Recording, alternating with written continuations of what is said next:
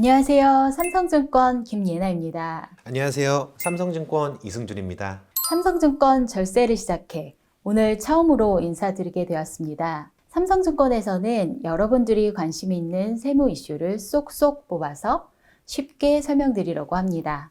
오늘은 절세를 시작해 그 첫 번째 주제로 대주주 양도세 절세를 시작해 라는 주제로 말씀드리려고 하는데요. 자세하게 1부와 2부로 나누어서 설명드리겠습니다. 1부는 한 종목을 얼마나 많이 보유하면 대주주가 되는지 대주주의 정확한 기준과 양도소득세 부담에 대해서 알아보고요.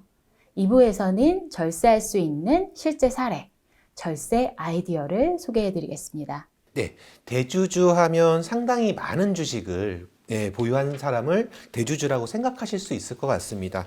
한 종목을 3억 원 이상 보유하면 세법상 대주주에 해당할 수 있고요. 특히 내년에 세금을 줄이기 위해서 올해 남은 기간이 얼마 남지 않았으므로 지금 현재 굉장히 중요한 시기입니다. 3억 원 이상이면은 저희 대주주 해당되는 걸로 알고 있습니다. 정확한 기준이 어떻게 되는지 한번 말씀 부탁드리겠습니다. 대주주 기준이 최근 10여 년에 걸쳐서 굉장히 많이 낮아졌습니다. 100억 원에서 50억, 25억, 15억, 현재는 10억 원으로 지속적으로 하향이 되었거든요.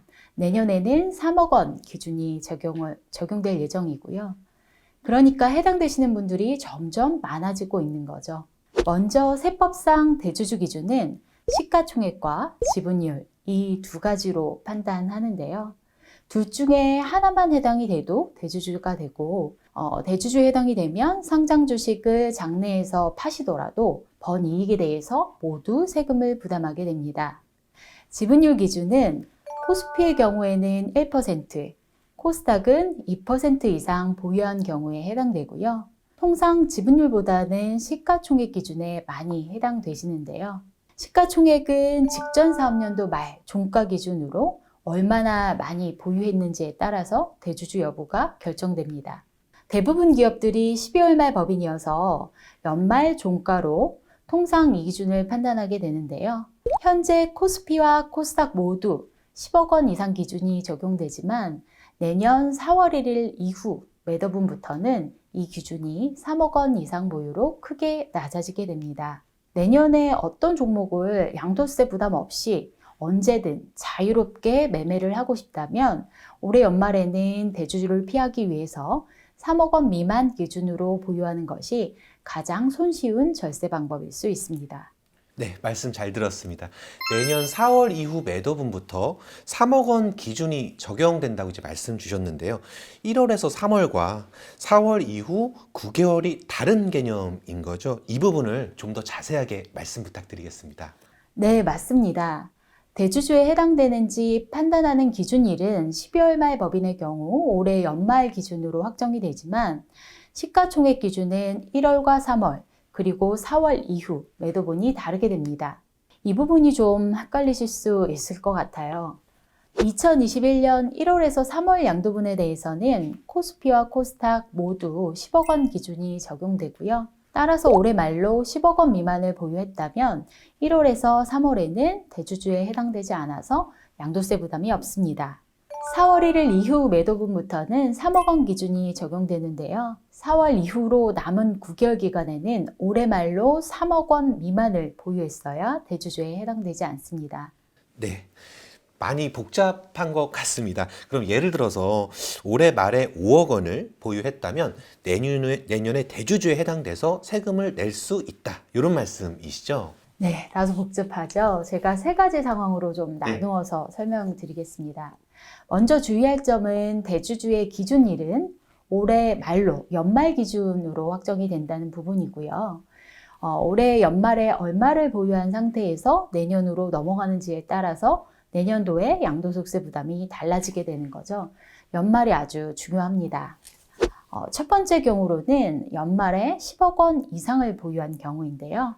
이 경우에는 1월에서 3월, 4월 이후 모두 다 대주주에 해당이 돼서 내년에 파는 차익에 대해서는 모두 양도소득세 대상이 됩니다. 두 번째로 3억 원 이상, 10억 원 미만을 보유한 경우인데요. 이 경우에는 1월에서 3월은 대주주가 아니라서 비과세로 팔 수 있지만 4월 이후에 파는 부분에 대해서는 다 양도세 대상이 됩니다. 만일 질문 주신 것처럼 연말에 5억 원으로 보유했다면 3월 안에 파느냐, 4월 이후에 파느냐에 따라서 세금 부담이 달라지겠죠. 마지막으로 연말에 3억 원 미만을 보유한 경우인데요. 이 경우에는 4월 이전과 이후 모두 대주주가 아니라서 양도소득세 부담 없이 언제든지 주식을 팔 수 있습니다. 심지어 동일한 종목을 연중에 더 사서 3억 원 이상을 보유했다가 팔더라도 상관이 없고요. 앞서 말씀드린 대로 이 시가총액 기준은 직전 사업년도 말 보유 기준으로 판단하기 때문에 기중에 보유한 주식의 보유 금액은 영향을 주지 않습니다. 네, 말씀 잘 들었습니다. 그런데 지금까지 설명 주신 기준이 특수관계자 포함하는 것으로 알고 있습니다. 본인 혼자가 아니라 특수관계인이 보유한 주식을 합해서 대주주 여부를 판단해야 된다라고 알고 있는데요. 특수관계인 범위가 어디까지 포함되는 부분일까요? 네, 이 부분에 주의가 필요하죠. 본인이 대주주 기준 미만으로 보유액을 맞춰 놓았더라도 다른 특수관계인이 동일한 종목을 더 보유하고 있으면 두 사람 모두 다 대주주가 돼서 낭패인 경우들이 종종 있거든요. 앞서 말씀드린 연말 기준을 판단할 때 세법에서 정한 특수관계인의 지분을 동일 종목끼리는 다 더해서 맞춰봐야 합니다. 일반적으로 최대 주주 등이 아닌 투자자 기준으로 특수관계인은 본인의 직계 존비속과 배우자를 말하는데요. 직계 존속은 내 위로 직계, 그러니까 아버지, 할아버지 등이 될 거고요. 직계 비속은 내 아래로 자녀나 손자 등이 해당됩니다. 그리고 배우자가 보유한 주식도 포함이 되어 있고요. 예를 들어서 삼성전자 주식을 내가 1억 원, 아내가 1억 원, 자녀가 1억 원 이렇게 보유해서 총 3억 원을 연말에 보유했다고 하면 3명 모두 내년 4월 이후에는 대주주에 해당이 됩니다. 따라서 혹시 한 종목을 좀 많이 보유하셨다면 연말 기준으로 종목별로 가족끼리 보유한 금액을 다 더해서 따져보실 필요가 있습니다. 다만 특수관계인의 기준에 대해서는 현재 정부에서 다시 재논의를 하고 있는 상황이라서 향후의 변경 가능성에 대해서도 관심을 지속적으로 가지시는 것이 좋을 것 같습니다. 네, 말씀 잘 들었습니다. 그럼 대주주에 해당이 되시면 양도세를 내야 되는데 세금을 얼마나 내야 되는 건가요? 네, 주식에서 번 수익에서 거래세와 같은 그런 필요 경비들을 차감한 순수익에 대해서 연간 1인당 250만 원은 기본공제가 있어요. 그래서 250만 원을 빼고 과세표준을 구하는데요. 여기에 일반적으로 세율은 2단계로 적용됩니다. 과세표준은 3억 원 이하는 20%, 3억 원 초과는 25%의 세율이 적용됩니다. 여기에 지방소득세가 10% 추가돼서 실제 부담하는 세액은 22% 또는 27.5%가 됩니다. 만일 순수익의 기본공제를 빼고 1,000만 원 정도 과세표준이 발생했다면 22% 세율을 적용하면 220만 원 세금을 부담하게 되는 거죠.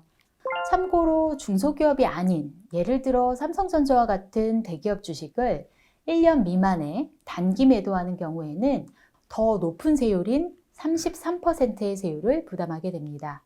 네, 여기까지 대주주를 판단하는 기준과 그리고 대주주에 해당됐을 때 양도세 세금 부담이 얼마나 되는지 살펴봤습니다.